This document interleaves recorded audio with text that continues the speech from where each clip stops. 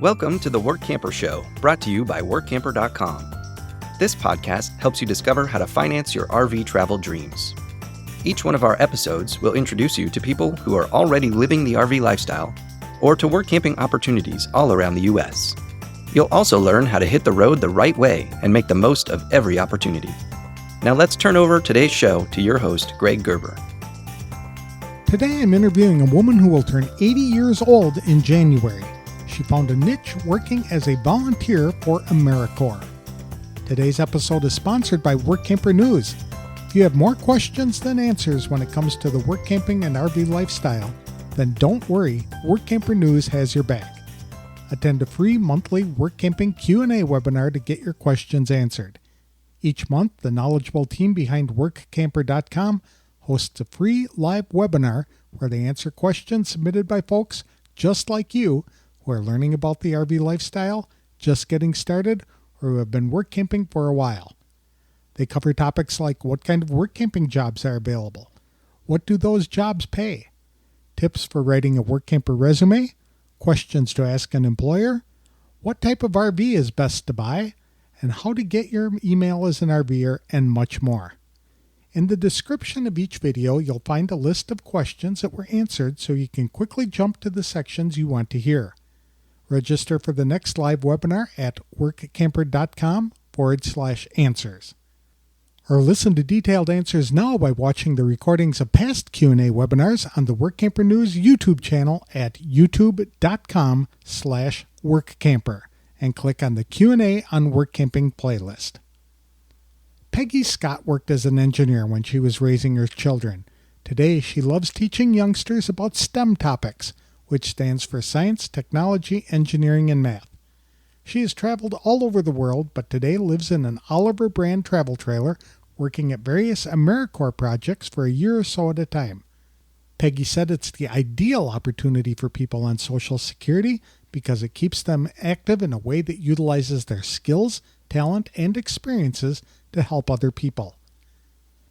As an AmeriCorps volunteer, Peggie worked at a library where she developed literacy kits for preschoolers, and another job had her training teachers at a university. She developed hands-on activities for the teachers to use in their own classrooms. Peggie explains there are two branches of AmeriCorps. Vista, which is modeled after the Peace Corps, allows volunteers to work on developing a project that can continue after the volunteer moves on. The state and national branch plugs volunteers into jobs that enable them to work directly with the people being served by the project. Peggie also describes some interesting challenges she has faced as an RV owner, such as losing control of her travel trailer and having it flip over into a swamp. To tell us more about her experiences as a solo RVer traveling with her cat, as well as her involvement at various AmeriCorps jobs, please welcome Workamper Peggie Scott to the show. Thanks for joining me today, Peggie. I appreciate your time and I'm excited to talk to you. Tell us a little bit about yourself and how you got involved with AmeriCorps. I was working overseas as a teacher, an English teacher, and I loved it, lived in several countries and traveled to even more, but I aged out of their retirement system, and you can't work in most countries unless you could apply for their retirement. So I came back here, and I found that AmeriCorps, which is like an in-country Peace Corps, that AmeriCorps had a lot of the things that I liked about overseas work, which is that it's a one-year commitment. After that 1 year, you're free to go off and apply someplace else, somewhere else in the country, another type of job, and work there for a year. And then you stop working for as long as you want and travel or sit around on the porch with your feet up in the air or whatever you want to do, and then go back applying for another job. So that's my experience with AmeriCorps in a nutshell. What kind of jobs did you do for them?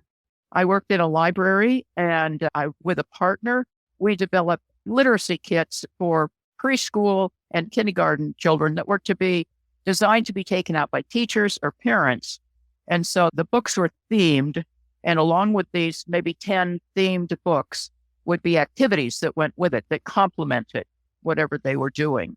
The one that I liked absolutely best was at a university that had a teacher training program, and I designed, developed, and set up a storeroom with projects in it where teachers who were learning to be teachers would go out on teacher training, and they would come in and pick out some hands-on activity that had been developed, and everything was there.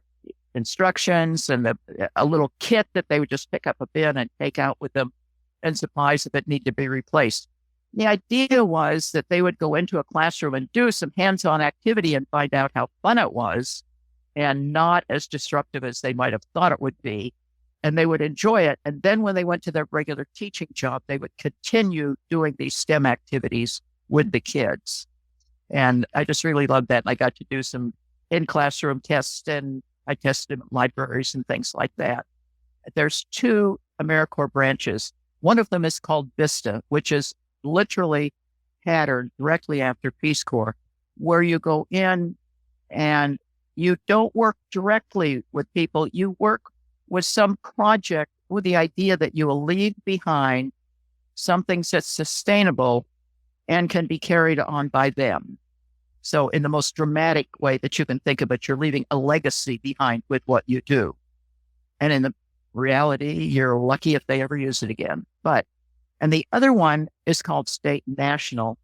And with that one, you work directly with whoever it is that's being served. And the first time I did that was a project where I did teaching English to a group of older ladies who were Haitian, and it was a social event for them.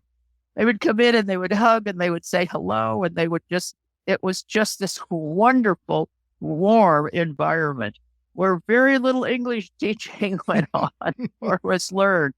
But it was a great kind of neighborhood opportunity, and also to be immersed again in another culture, which I just love. I think that would be fun. Yes. Have you been a teacher all your life? No.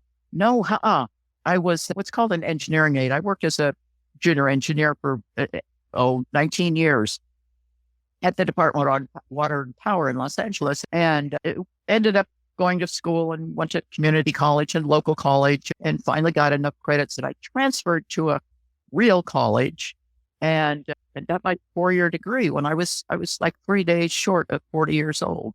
I didn't match my daughter's record, but and then at that point, I went and started working for a science museum, and I just loved it because you would design demonstrations, and then you'd have this table full of stuff that you would use to make a point or to demonstrate something that you want to show, to have some interaction with the audience. And we also did overnight groups where we would have activities in the museum where the kids would have the full reign of the museum to be able to do like scavenger hunts and this is all a hands-on museum. Everything you do it yourself. And they could use the scavenger hunt to go and use the activities to find the answer and then come back. Just great fun. And during that time frame, I also worked at a university and did after school and summer programs for STEM. All of this is related to STEM, and had a Girls Inc. I directed a Girls Inc. program for about 3 years until the main sponsor had absconded with $2 million. Oh my goodness. It was tragic. It was that would awful, be. but yeah. And a friend said, hey, I'm a sales consultant at this ISP selling internet projects, and I get to eat meat once in a while, which working for nonprofits like you do doesn't happen. And I said, okay, I like that idea. And so for 7 years, I was on the phone selling internet products on incoming calls. And it was like teaching because I started there in 1996. And so people didn't know what the internet was. People didn't know what dial-up was. And not every phone call, of course, but many phone calls were just like helping people understand what was available and what it was going to do or could do for them. It was a period of magic with the internet. And then after 7 years, the company that I was working for outsourced 6,000 employees. And there was this small little core of 30 employees that were left. And we would test products and I don't know what we did. It was just not a happy environment for any of us. And I was there for about 6 months under that. And I said, I've got to get back into the museum. And I looked online and I looked for a museum job. And there was a museum job teaching English in China. And it was a science museum that had the Great Wall passing by. That phrase changed my life. I was so charmed by that phrase, the Great Wall passing by. I applied for that position, then fortunately didn't get it, got another position in China and taught English in China for a couple of years and went to Taiwan for 3 years and taught English there. And then I lived in 7 different countries teaching English. So that was what happened before I came back and found AmeriCorps.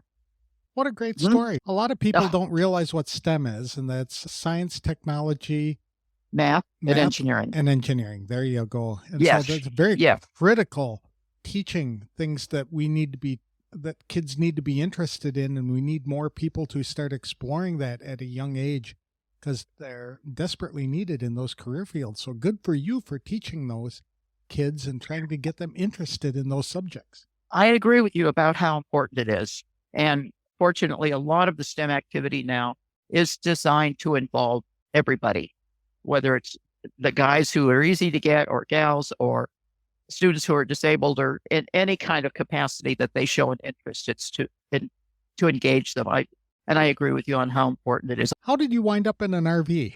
My daughter said, you like to travel. Why don't you get a trailer and travel? Get out of town in a trailer. And she said, I'll buy you a trailer. And there was a specific trailer that I wanted. I put it on order and until I got that trailer, I traveled in her trailer. And then since then I've upgraded to another trailer and upgraded my vehicle. And that's how I ended up in an RV. And then 2 of the positions that I've had since I've lived in the RV, and I'm full-time. I've been full-time now for 3 years. After a year, it was time to make the decision as to whether I wanted to go back to my house or not. And I was just like, I'm not going to do it. I'm not going back. I'm staying here. And that's how I ended up in an RV. What kind of RV do you have? I have what's called an Oliver, if you know what that is.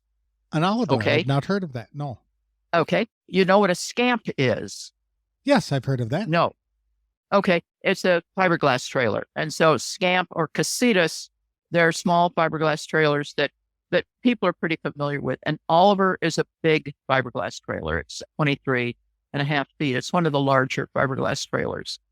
And I'm sure everybody says this about the trailer they love, but it's considered to be one of the finest built trailers in existence.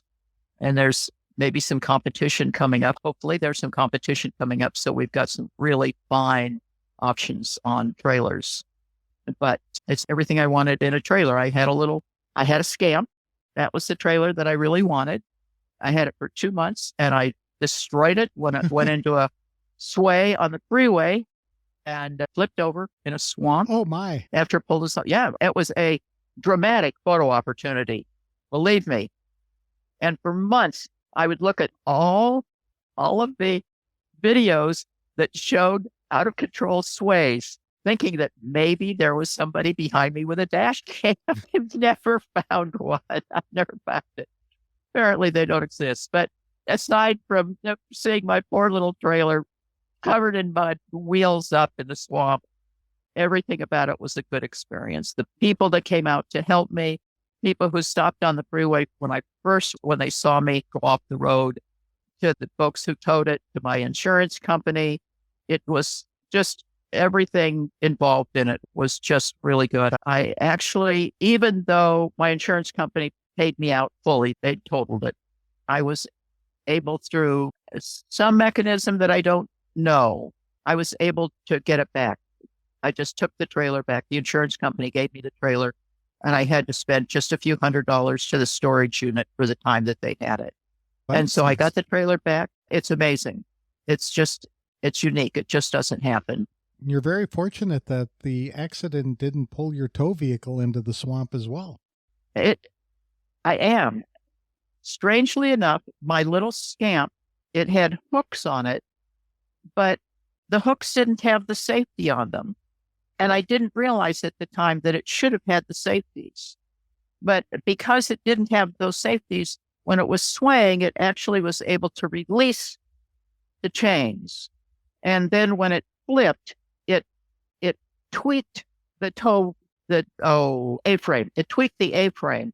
And so I think that happened when it pulled off the ball. I'm very glad that you weren't hurt. I understand that you No. travel with a furry companion, though. Oh, yes, I do. And he was in the back seat in his car seat, and he wasn't fazed at all. I think that's a testimony to how bad he thinks my driving is. But And what do you have? What kind of pet do you have? I have a cat. And he's an indoor-outdoor cat. He's inside now more because I'm in Central Florida. It's hot as heck, so he comes in to cool off. But he goes out in the daytime. He has to be in at night. And he's just somebody I got at the shelter. I just went in and said, I'm looking for a 3-month-old cat. They said, we've got one. And here he is. And I went, okay. And it turns out he is absolutely the perfect travel companion for me. Oh, Absolutely perfect. He's just wonderful. I shouldn't say this with so much pride, but you can edit this out, but he's a badass. oh that's great. When folks come by, if they walk their little dogs, and when I'm talking about little dogs, I'm talking up to 40 or maybe even more pounds, and they walk by what he thinks is his territory, he attacks them. Every once in a while, I'll hear this, and somebody will be fast walking away down the street, and Chester's been out attacking this little guy. That's too funny.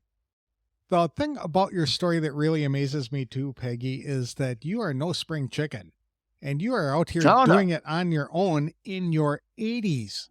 I can't believe it. I'm not 80 yet. Okay. I'm going to be 80 next January. Oh, so close enough.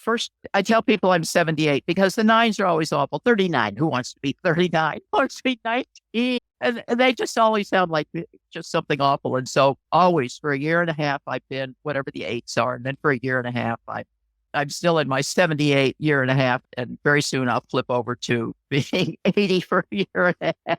A lot of people wonder how you would do it at age 80. Do you have any real challenges in doing work camping or RVing by yourself at that age? Yes, I'm slower and weaker than I was 30 years ago.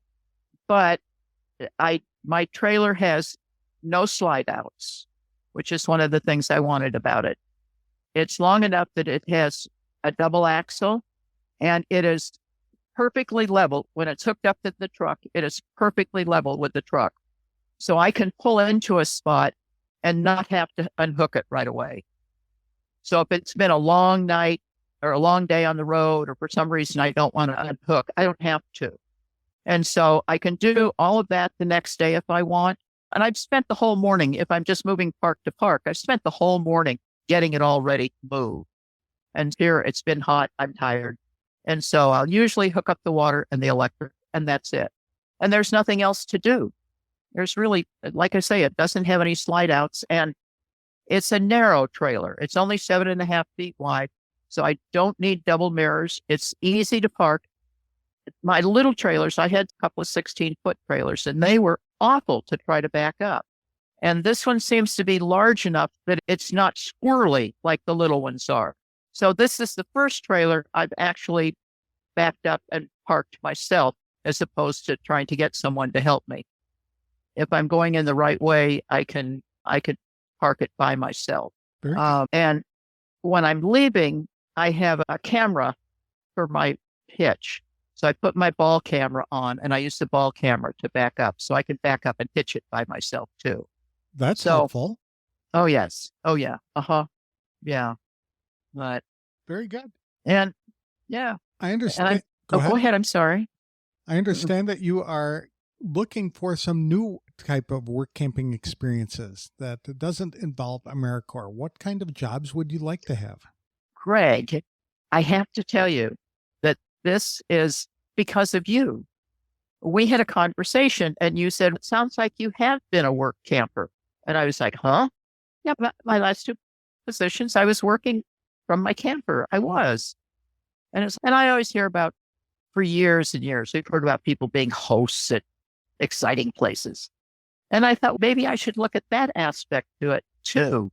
And I'm looking at things that aren't. I have one right now that I'm looking at that is a part-time ranger at a fairly smallish campground. And part-time would be great.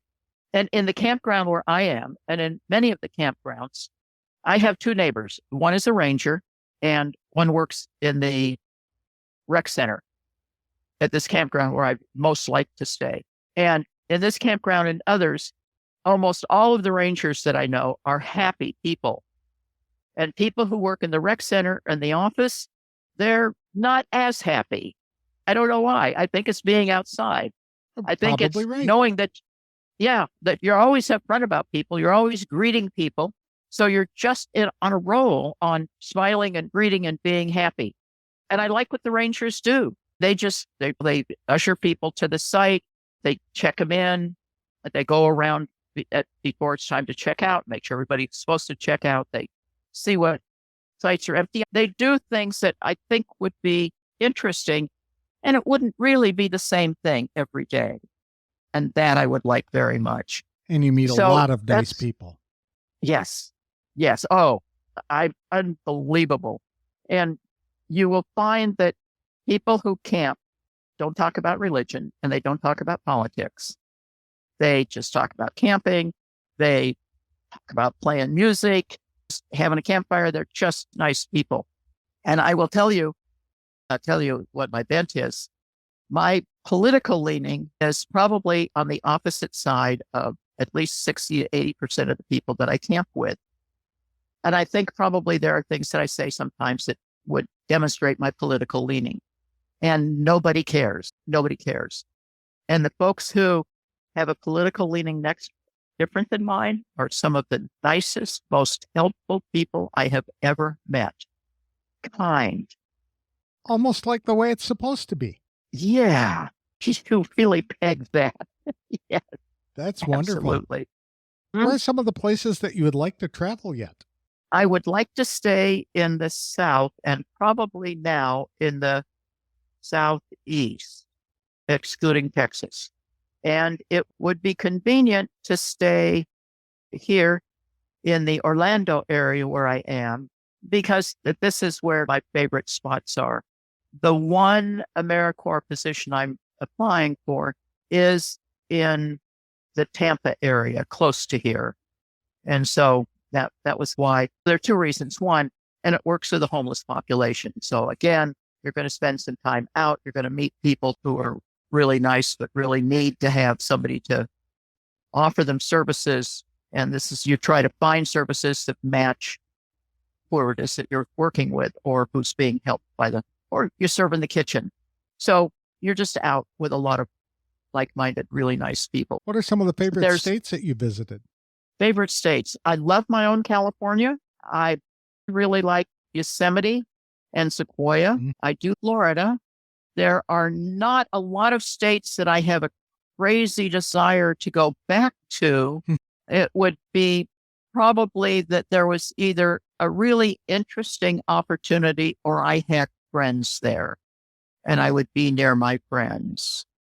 But so to think of committing to work for a year in a state, not a lot, but visiting, there are a number of states I would like to visit. Montana, I've never been to Glacier National Park. Is that what it's called?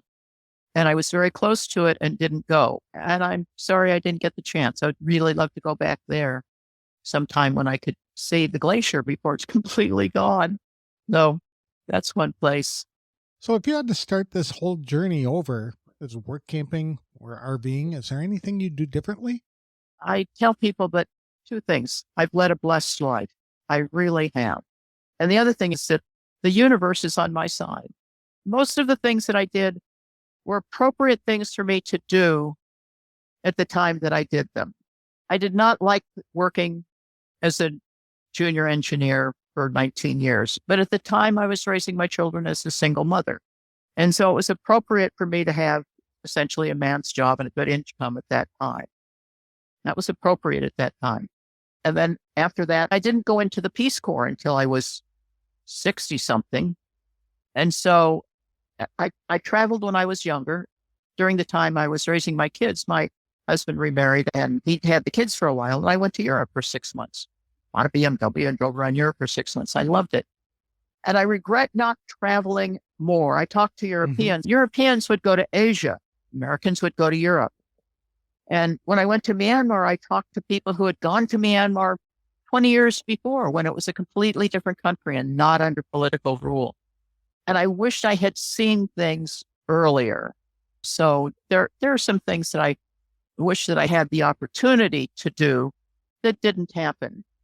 But I have, since I've been in my early 20s, I've not been without a passport. And I have a passport that has nothing in it, nothing. But I always had a passport because what if somebody invited you to go to Paris for lunch? Exactly. You never know. You've got to be prepared.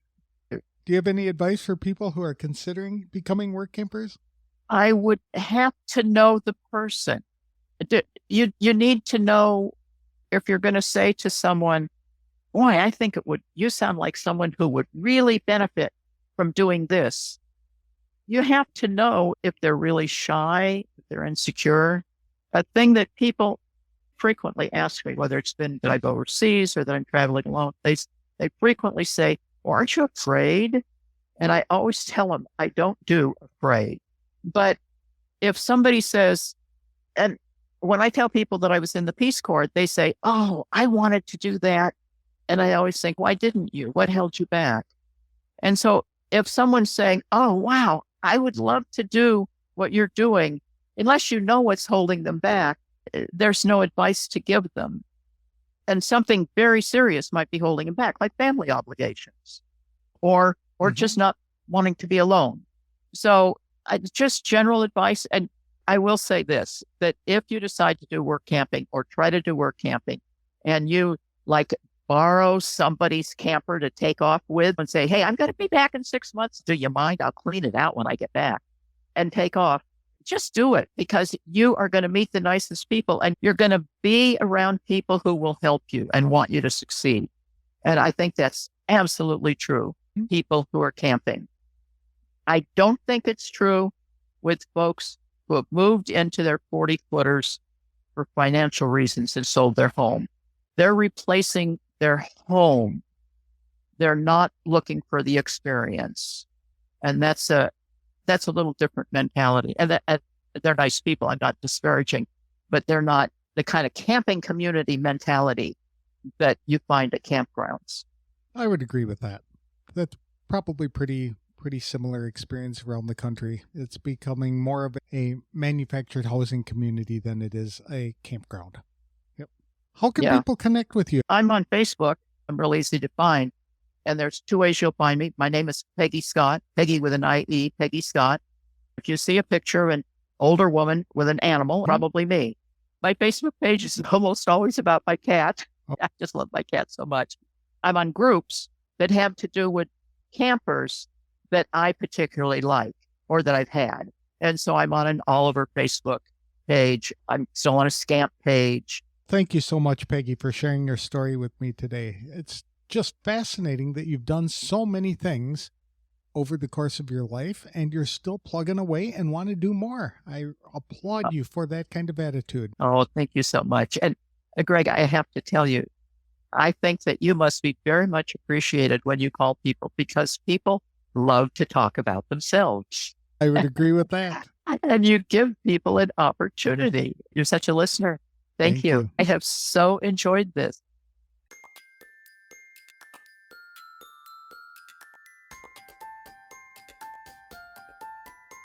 I found Peggie Scott's story to be very interesting and inspirational. I appreciate her sharing it with us today. The fact Peggie is RVing by herself when she is months away from her 80th birthday is rather remarkable. It should encourage others who think they are too old to pursue a work camping or travel lifestyle. Although AmeriCorps has been a wonderful experience for Peggie, she would like to broaden her work camping experiences by getting a job as a camp host or ranger at a small campground. She absolutely loves meeting new people who just want to have a good time and avoid all the drama that typically divides people today. Peggie is also applying for a different AmeriCorps job in Florida where she would work with homeless people in the Tampa area. Yet she still desires to visit Montana someday, and especially Glacier National Park. I love the response Peggie gives to people who ask whether traveling as an older single woman makes her afraid. Peggie says she doesn't do afraid. It bothers her when people allow fear to hold them back from doing things they've always dreamed of doing. People can connect with Peggie on Facebook by looking for her at the @Peggie Scott profile. Peggie ends in an IE. Today's episode is sponsored by Workamper News. With its Diamond and Platinum membership tools, Workamper News is much more than just a job listing website. When you put the tools of this professional service into action, you'll find out just how easy it can be to turn your workamping dreams into reality. The one-year memberships open the door to a one-stop shop for all things workamping. Being the original resource for workamping, you'll find the largest number of job listings, be able to connect with a community of workampers, and view resources compiled by experts who've been enjoying the RV lifestyle for many years. If you're serious about leading a successful and enjoyable workamping lifestyle, then a Diamond or Platinum membership is for you. You can even get started with a free 30-day trial by visiting www.workamper.com/trial. Embark on new adventures today with the support of Workamper News behind you. That's all I have for this week's show. Next time I'll be speaking with a longtime employer who hires workampers to help prepare taxes for other folks. He also offers some good tax advice specific to workamping. I'll have that interview on the next episode of The Workamper Show. Thanks for listening.